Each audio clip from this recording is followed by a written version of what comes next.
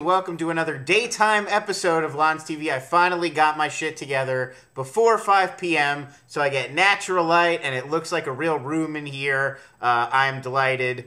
It is Friday. There's lots to talk about. Let's get started. The first thing, this morning, Jason Calacanis sent out his latest email. It's about Path. It's now the Launch newsletter, and it's about Path, which is a social network, but it's a new social network, and they have a different idea. It's like you're only allowed to have a set number. I think it's 50 friends, and you can't go beyond that, and it's for like real life interaction and tagging photos and everything, but not in the Facebook way where it's just promotion and send stuff out into the world, in a way that it's really designed to like enhance relationships you sort of already have, or like more intimate relationships. It's kind of interesting. I feel like the immediate criticism of this and all that stuff is like, well, people won't sign up for it. There's already Twitter, there's already Facebook, everybody's already sort of connected in the big way. Why do they need to like reconnect? And personally, I don't really like ever signing up for new stuff anymore. I do, and I almost always regret it. There's one called Hashable I signed up for that's an interesting idea when you hear it pitched. It's like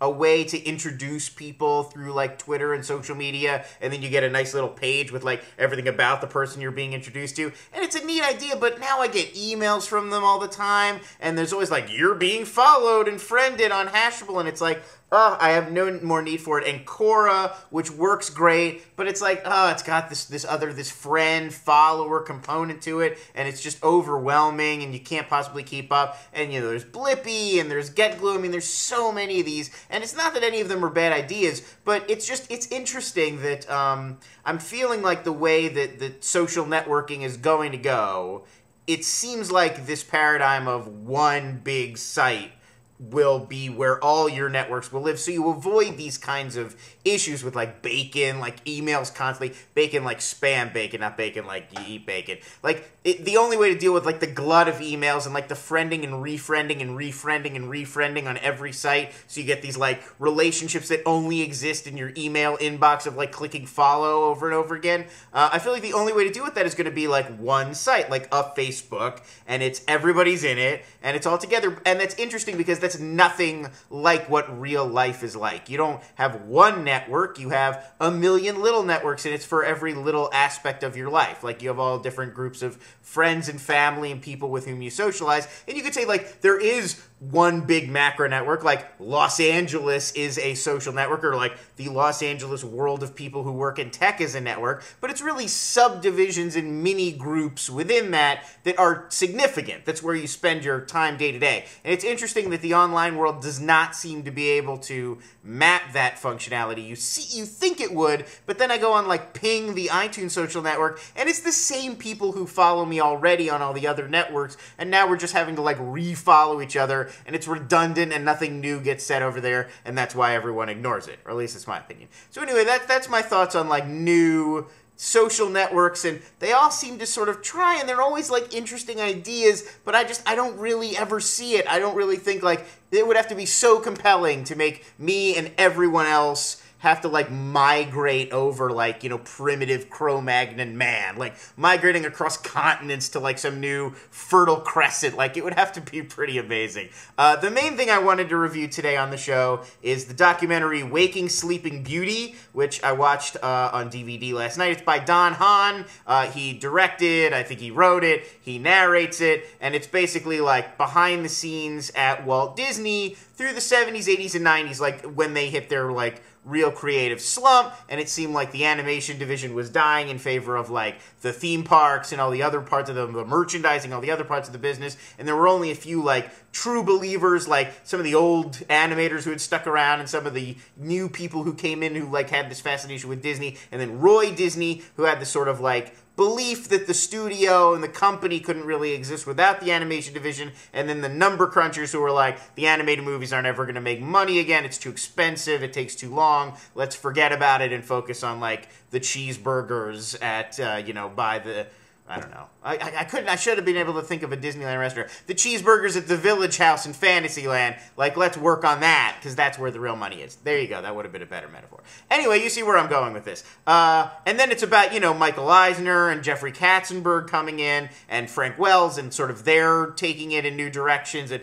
all of which led eventually to the rise of Disney once again, with, like, The Lion King, and Little Mermaid, and all of those, you know, Aladdin, and all those great movies, and Pixar, and all of that. So it really sort of tracks that whole story. It's really fascinating. You get great insight into the development of all of these Disney movies that were the Disney movies when I was a kid. So Great Mouse Detective, which I loved as a kid, Aladdin, Beauty and the Beast, Little Mermaid, even like Who Framed Roger Rabbit, because a bunch of Disney animators went to go work on that movie. And you know, it's very personal. It's about what it was like to be an animator and work on these movies, which is great, and that means you get a ton of amazing behind-the-scenes footage. I mean, voice actors doing work. Like, there's this great scene where Jerry Orbach is, like, working out how he's gonna sing Be Our Guest, and you get, like, you know, Ashman is there, and, you know, all the sort of writing of the songs, and then how the movies sort of came together on the grainy, gritty, day-to-day level, and that stuff is all fantastic, because it's all shot by animators, and it's really personal. Like, John Lasseter was behind the camera, like, shooting most of this stuff, and you get footage of, like, young Tim Burton, and all that is great. I do wish at times that it was a little less personal. A lot of the time it's just the way you would talk about somebody at your office making decisions, like, oh, well, he's such an egomaniac, like, of course that's what he did, you know?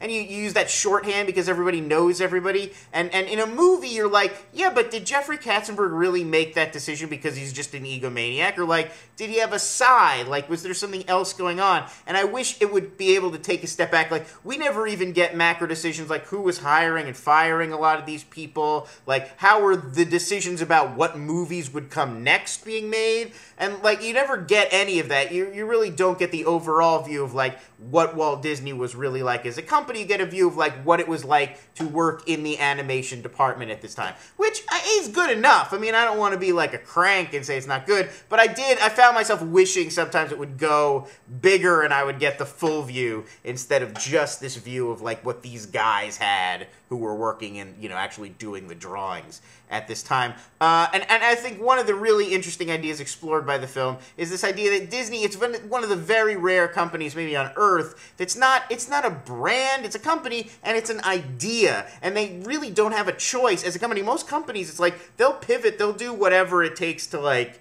make money, especially in tech, which is where I'm sort of seeing where, you know, this stuff happens. Like, they'll just whatever it is that's next down the road that's like the next good idea, and Disney can't really do that. They're sort of, you know, kept in by this notion of, like, Walt and the family stuff and the parks and the characters, and, like, so it's interesting to see that clash between business people coming in and being like, well, we have to do this, and then you get these, like, starry-eyed idealists who work there are like, no, that's not what Walt would have done, he would have done this. And it's really interesting and dramatic, of course, to see those clashes, and it's one of the probably rare companies that really has that problem going on. I also feel like there could easily be a sequel about the, like, glut of direct-to-DVD garbage coming out, now everybody got bored, and then the surgence of 2D animation recently with Princess and the Frog and Tangled. Maybe we'll get to see that one day, but any Disney aficionado, definitely anybody interested in animation or the business of making films and making animated films especially, should definitely check out this movie or just the history of